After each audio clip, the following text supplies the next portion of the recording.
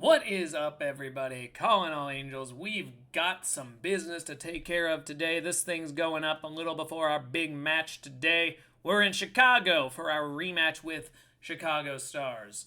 And let's talk about Chicago Stars, but also let's talk about some things that just happened here. We had some signings, or rather, some hires in the coaching department, which, again, we are in the process of an entire front desk change after getting rid of Strauss as our coach a while back. This has been it's been chaotic, but so far it has actually worked out.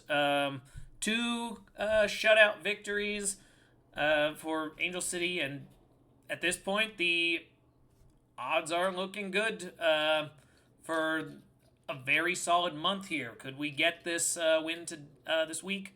We'll talk about that in a moment. But first, very much welcome to Mariana Cabral becoming the assistant coach, as well as Lewis Hunt becoming the new goalkeeper coach. So he has assisted, or Cabral has previously worked with Utah and Chicago.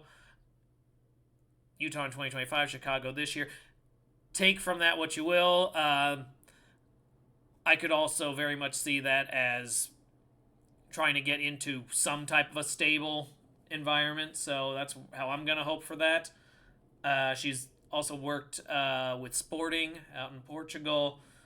So, a lot of experience. Hopefully, it's a conversation that does really well in the office and that can be productive for the team. Same thing with Hunt. He's a goalkeeper coach. He's worked with the under 23s, which means he's got experience with probably a good member of the staff here because we got a lot of younger players.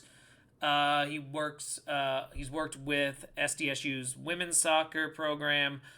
So there's a lot of potentially worthwhile experience here. Hopefully, it all becomes something good.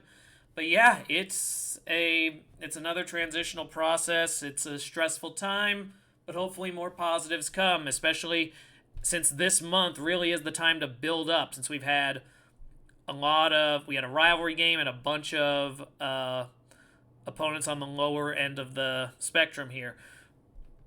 Like this week, we're playing the 15th place team. Next week, we got the 16th place team. So if there was a time to be getting yourself ironed out, this would be the time. So let's talk about this. We've got Chicago. We won our first matchup with them. They have been looking a little bit better, not significantly. They're still a little bit of a mess in the midfield, and they're struggling to score. But they've at least shown that they have some defensive mettle. They're stabilizing. They're making their games competitive in the ways that they can, and in that sense, it's a very proud build-up. I would definitely say they've at least developed some type of a core that they can start to climb up on, and hopefully they will not be at the bottom forever. But for now, they might have to just settle for a battle for 14th, getting out of the mess with getting out of this with Louisville behind them, and maybe a team getting cold and an opportunity opening.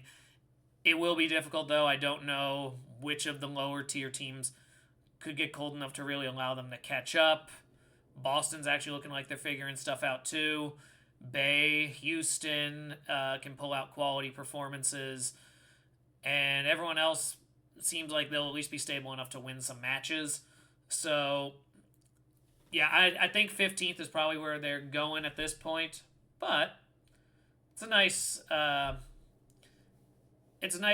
sign that they are starting to build back up here. And now, once again, they're losing a coach from earlier in the season to Angel City. I'm curious how that affects everybody. As for the rest of the business here, obviously there's a lot of stress for Angel City to try to prove their offensive merit with June Endo hurt. We don't know how long that will be, but it is something where...